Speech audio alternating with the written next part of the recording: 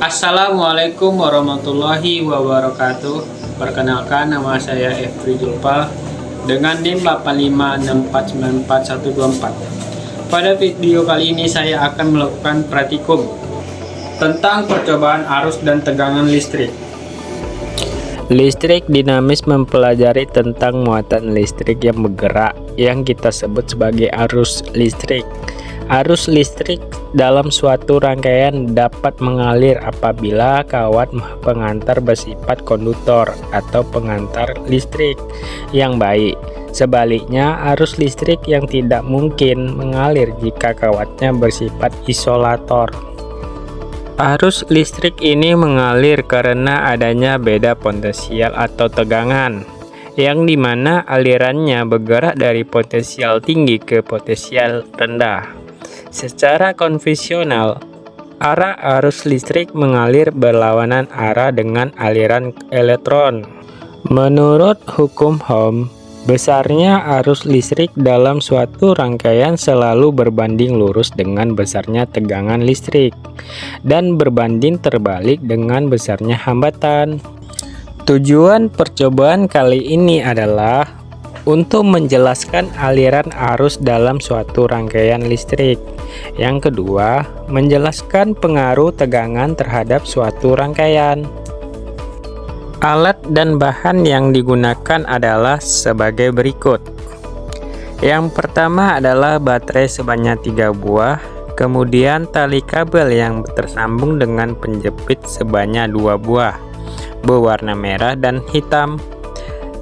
Kemudian lampu 1 buah, dan berbagai bahan uji untuk konduktor dan isolator seperti berikut. Berikut adalah alat dan bahannya. Pertama ada kawat besi, kedua ada kawat tembaga, ketiga ada sendok perak, keempat ada kayu, kelima ada karet penghapus, keenam ada grafit atau mata pensil, ketujuh ada kertas,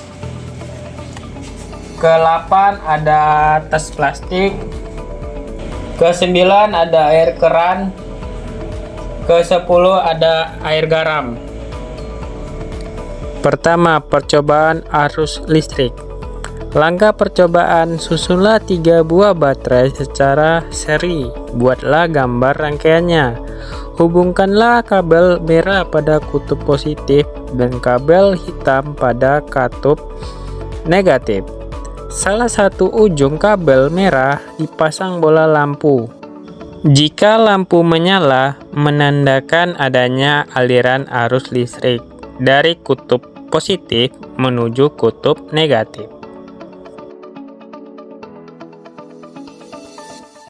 Kemudian, tentukan semua jenis bahan yang telah disediakan tadi, apakah termasuk konduktor. Catat hasilnya pada tabel pengamatan. Yang pertama, pada kawat besi. Pada kawat besi ternyata lampunya menyala, karena kawat besi dapat mengantar listrik atau konduktor. Yang kedua adalah kawat tembaga.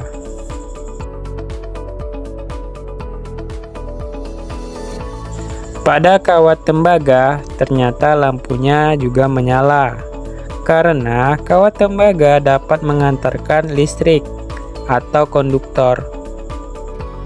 Yang ketiga, sendok perak.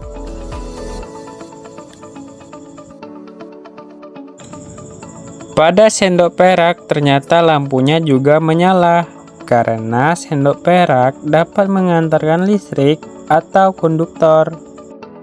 Yang keempat, kayu.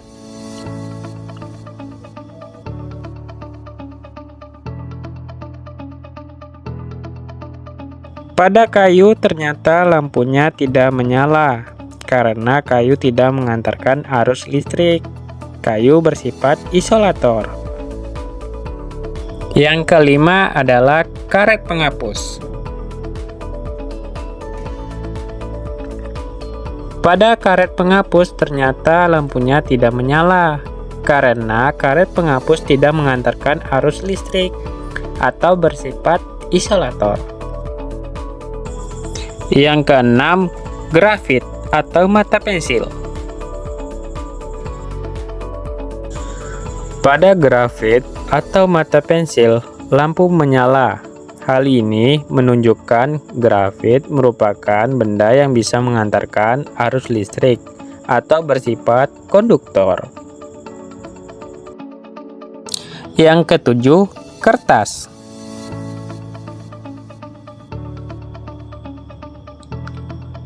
Pada kertas ternyata lampu tidak menyala karena kertas merupakan benda yang tidak mengantarkan arus listrik atau isolator. Yang kedelapan, tas plastik.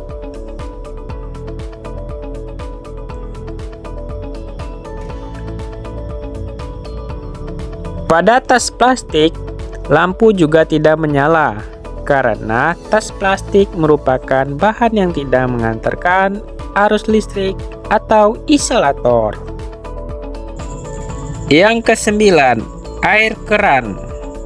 Pada air keran ternyata lampu tidak menyala karena air keran merupakan bahan yang tidak mengantarkan arus listrik atau isolator.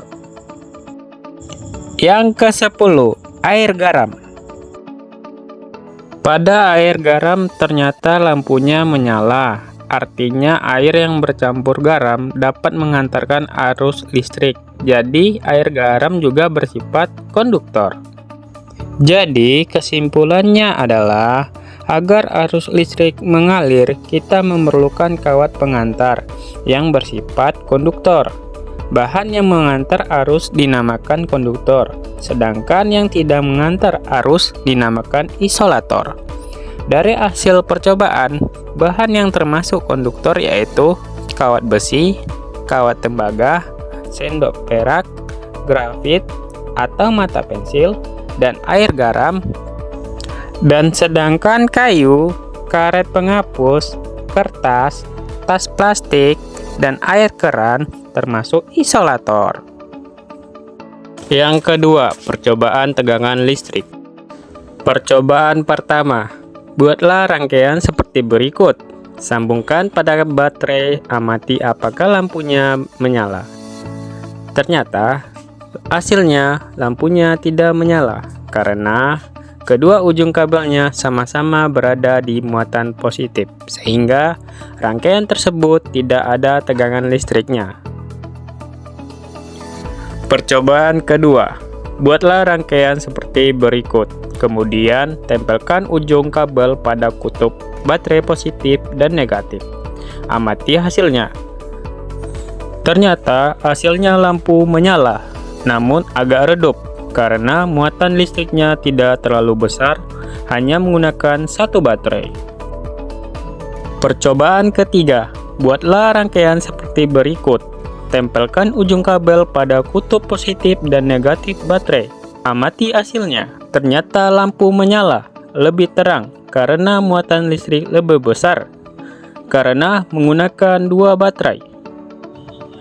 Selanjutnya sama dengan cara sebelumnya. Buatlah rangkaian seperti berikut. Gunakan 3 baterai yang dirangkai secara seri. Amati hasilnya.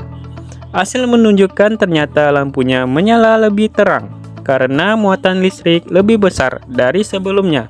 Hal ini disebabkan baterai yang digunakan lebih banyak. Jadi kesimpulannya yaitu tegangan listrik adalah beda potensial yang menyebabkan arus listrik mengalir dari potensial tinggi ke potensial rendah. Semakin besar tegangan, semakin besar arus yang mengalir, dan semakin kuat efek yang ditimbulkan oleh rangkaian tersebut.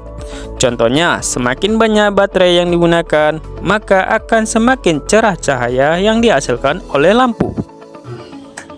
Baiklah, sampai di sini video praktikum kali ini. Saya akhiri. Assalamualaikum warahmatullahi wabarakatuh.